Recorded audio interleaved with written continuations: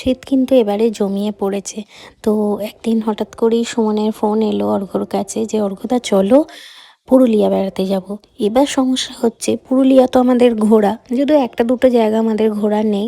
যেমন মুরুগুমা ড্যামে আগের বারে আমরা যখন গিয়েছিলাম সন্ধে হয়ে গিয়েছিল, পৌঁছাতে পারিনি। মুরুগুমা ড্যামের খুব কাছে গিয়েও আমরা ফিরে এসেছি। তো এবার আমাদের ইচ্ছে ছিল যে মুরুগুমা ড্যামটা অবশ্যই যাব। এবার পুরুলিয়া যাব তো ঠিক হয়ে গেছে। সমস্যা এবার অন্য জায়গায়, যে হোটেল কি করে পাবো। এখন সবাই দেখছি পুরুলিয়া যাচ্ছে, যেখানে একদম কোনো আশা থাকে না। ইউটিউব আমাদেরকে একটুখানি আশা দেখাতে পারে।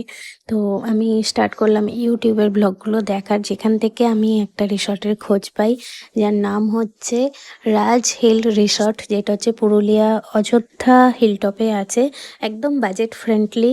তো এটা দেখে তাড়াতাড়ি আমি বুকিং করে নিয়েছি, আর বাকি তো তোমাদের সাথে সব কিছু শেয়ার করব।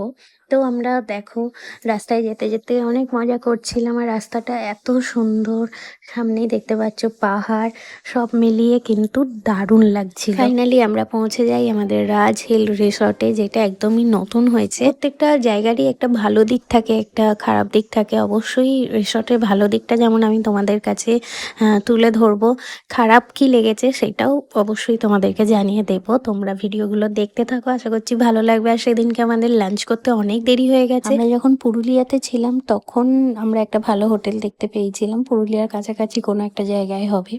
তো তখন আমাদের কারোরই ঠিক লাঞ্চ করার ইচ্ছে হচ্ছিল না। আমরা ভাবলাম চলো আর একটু যাই।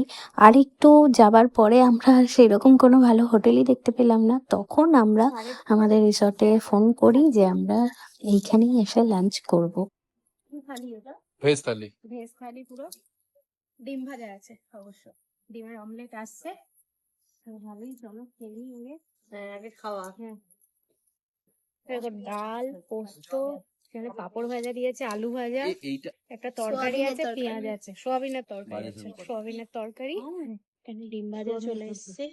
আর এরকম আমরা বাগানের মধ্যে খাচ্ছি। রোদের আমেজটা আমার সবচেয়ে ভালো লাগে। ঠিকঠাক আছো তো? একদম দারুণ।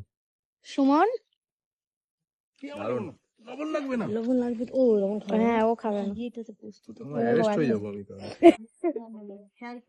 কেমন লাগছে আপনাদের? খুব ভালো লাগে, মন ঠিক আছে, ফাটাফাটি লাগবে।